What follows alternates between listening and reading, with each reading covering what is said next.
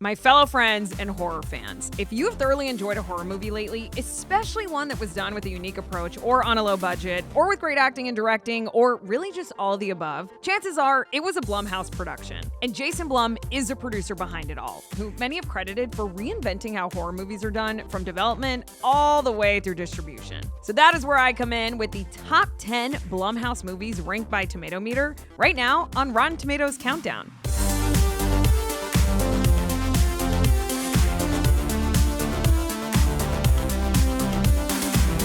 Starting with number 10, Soft and Quiet.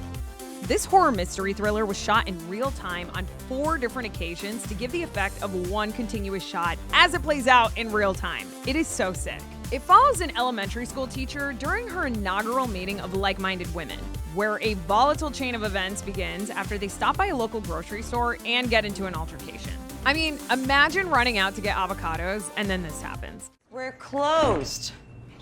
Really? We're just gonna be real quick. We're just getting a bottle of wine. I don't care how quick you're gonna be. We're closed. You're checking her out. Yeah, but I work here. I'm sorry. Do you speak English or do we need to speak slower for you? What? Look, I had a long day at work too, I understand.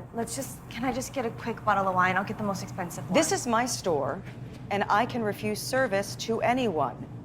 I understand that, but legally, you need to have a better reason than being an old tired. Lily, stop. Excuse me? What? What? Soft and Quiet was directed, written, and produced by Beth D'Arajo in her directorial debut, and it was influenced by a real 2020 event in New York City Central Park involving escalating racial tensions in what she called manipulation. Now, the critics like this one for forcing the viewer to confront the ugly underbelly of modern American race relations. That, along with how it was shot, is a perfect example of how Blumhouse is just doing the horror genre differently.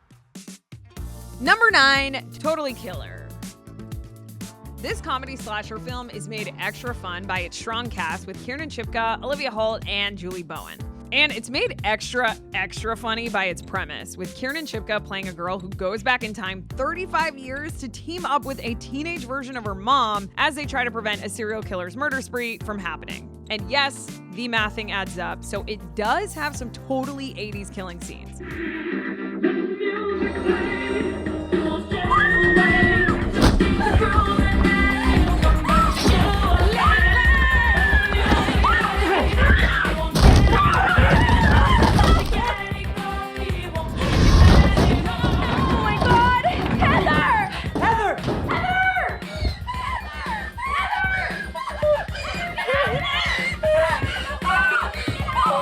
Totally Killer, great title by the way, has one of the highest audience scores on this list, which is really saying something, mostly because movie fans enjoy their horror differently, if you know what I'm saying. Number 8, Nanny. Critics love the strong central performance from Anna Diop in this film, whose character recently emigrated from Senegal to New York City, where she's hired a nanny for an affluent couple played by Morgan Spector and Michelle Monaghan. Now, unfortunately for Anna Diop's character, that couple is seriously unhinged, and then some, which totally messes up her whole life. I work so hard. So hard.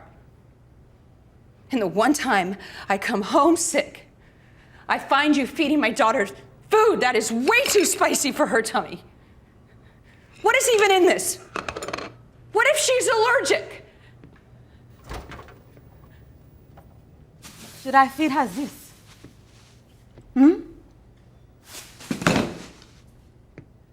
Or this? Or this? Since I've started, I have been buying her food or making some of my own. Did you ever wonder how your child was eating? Are you too busy to care? Nanny was written and directed by Nikiatu Jusu in her feature directorial debut, an awesome trend on this list and with Blumhouse in general. And this one's officially in the record book, folks, as it became the first ever horror film to win the Grand Jury Prize at Sundance, where it premiered in January of 2022. I mean, all the more reason to be a fanny of this Nanny. Number 7, The Vigil. Here we have a supernatural horror film that takes place over the course of a single evening in Brooklyn's Hasidic Borough Park neighborhood. A lot of New York movies going on here. It leans into ancient Jewish lore and demonology to tell its story about a young man who must keep vigil over a recently deceased member of his former community, aka sit with them overnight to help fight off evil spirits, which in this case, there definitely is some. Link to Hashem.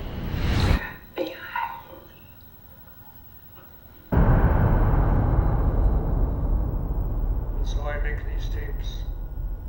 I write it down, put it on the wall, explain it, in the hopes that whoever finds the mosaic next won't be doomed, consumed, as I was.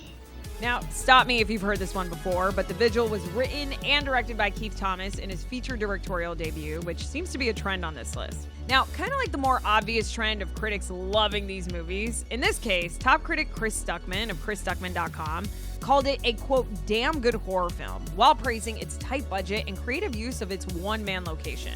And, I mean, if Chris is willing to swear over this one, it's gotta be good. I mean, sorry, damn good. Number 6, The Invisible Man. Making itself seen next on this list is a reboot of the Invisible Man film series. The first of which was released in 1933 and all adapted from the H.G. Wells novel of the same name, which was first published in, get this, 1897. Now, in this one, relative unknown Oliver Jackson Cohen plays a crazed scientist who, after staging his own suicide, uses his power to become invisible and terrorize his ex-girlfriend, played by Elizabeth Moss, which honestly sounds a little intense. You could just unfollow them on social media.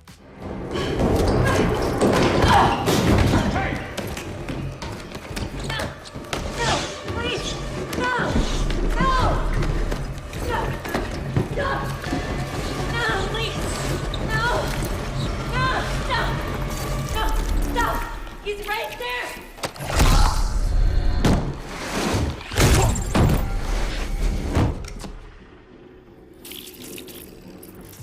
Now, led by director Lee Winnell, the filmmakers used a combination of new age CGI magic and old school techniques to bring the Invisible Man to life. Not bad for having a budget of just $7 million.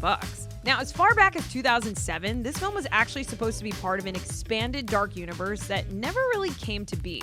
What did come to be, though, was a focus on filmmakers bringing their own unique approach to the characters in standalone films like this one. And boy, did it pay off. Now, we've reached the halfway point of our Blumhouse movies rank list, which is a pretty strong start, but you know we're only going uphill from here.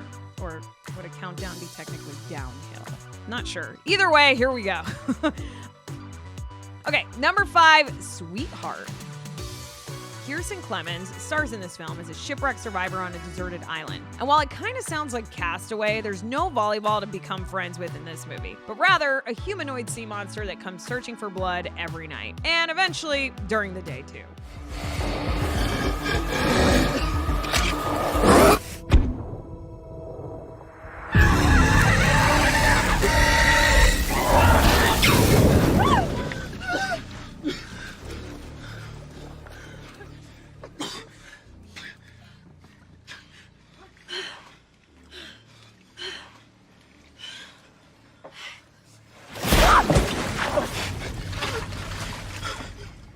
Now, the creature was played by an Australian ballet dancer named Andrew Crawford, who also played the xenomorph in the movie Alien Covenant. I mean, this guy must have some reel. Now, along with Kiersey's performance, critics were really feeling Sweetheart because of how it balances smart subtext and social commentary against effective genre thrills. But I am digging it because Kiersey fell in love with her stunt double on this film, and they're still together 5 years later. We love to see it. Number 4, Hush. With director Mike Flanagan at the helm of this slasher film and his wife Kate Siegel co-writing and starring in it, this is about a deaf woman who's being stalked by a killer inside her home. Kind of like this. Miss the city yet? Seriously, Maddie? Maybe you could come back. Live with me. I worry about you. It's not good for anyone to be alone, Squish. Isolating yourself the way that you do,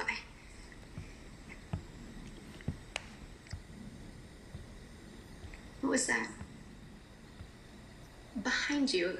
Thought I saw something move. Flanagan also did another certified fresh Blumhouse film in 2016 with Ouija: Origin of Evil, but it was Hush that actually won out with critics. And while it's cool to know that this film has been remade twice in India, it's more relevant for you to know that a miniseries based on the story within the story for this one has been released, and that's called Midnight Mass, and that was also created by Flanagan. Number 3, Cam. The critics' consensus on this one is a, quote, smart and suspenseful techno thriller, which is a pretty great way to describe it, or anything really. It features Madeline Brewer in the lead role as a cam girl who wakes up one day to learn that she's been replaced on her show with an exact replica of herself. And I gotta be honest, it kind of sounds like my worst nightmare. Come on, let's keep playing. Please? She did it. You can tip again. Thank you, guys.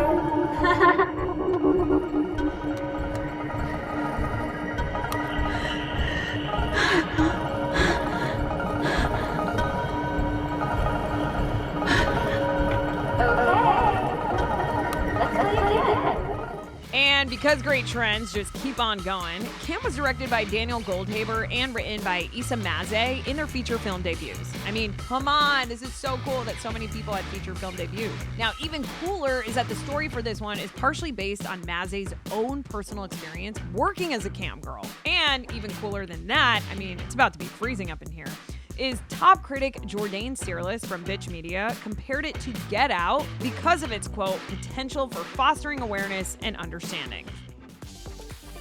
Number 2, Megan. This extra creepy thriller was one of the best wide-release movies of 2023, and it stars Allison Williams as a toy company robotist who designs a lifelike doll. But not just any doll, one that's supposed to be a child's best friend and a parent's perfect tool, but instead becomes its own little person, as in own evil person. Megan, turn off. Well, hold on a second. I thought we were having a conversation. You say nothing is wrong, and yet all the moisture has drained from your eyes and mouth into other parts of your body. There's something you want to ask me, isn't there? Megan, did you do something wrong? Well, in order to answer that question, you need to define the parameters. Did you hurt someone? God, I hope not. Because if I did, we'd both be in a lot of trouble. If you don't want to buy your niece an American Girl doll, just show her this movie. Now, Megan clearly struck a chord with audiences since a sequel is in the works for 2025, with Williams returning. And I am no psychic or anything, but I'm calling a Megan versus Chucky movie right now for 2030. Cannot wait. Number 1, Get Out.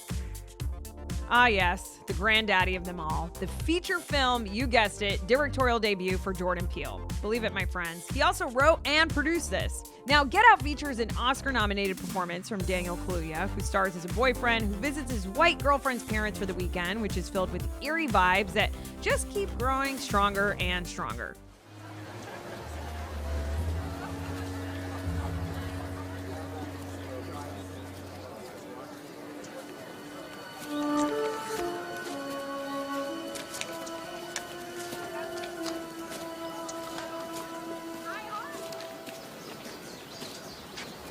Good to see another brother around here.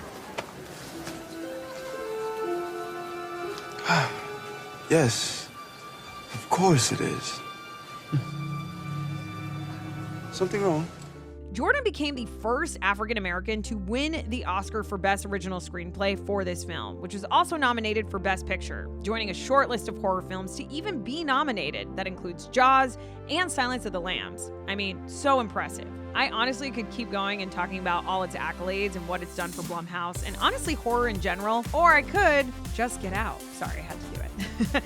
Well, my friends, there you have it, 10 horror movies that could very well change the way that you view horror movies in general. So for more on all these movies that we discussed today, and for our full list of Blumhouse movies ranked, be sure to hit up RottenTomatoes.com. Thank you so much for checking out today's list. Until next time, I am your host, Naz Perez, and we'll see you back here for more Rotten Tomatoes Countdown.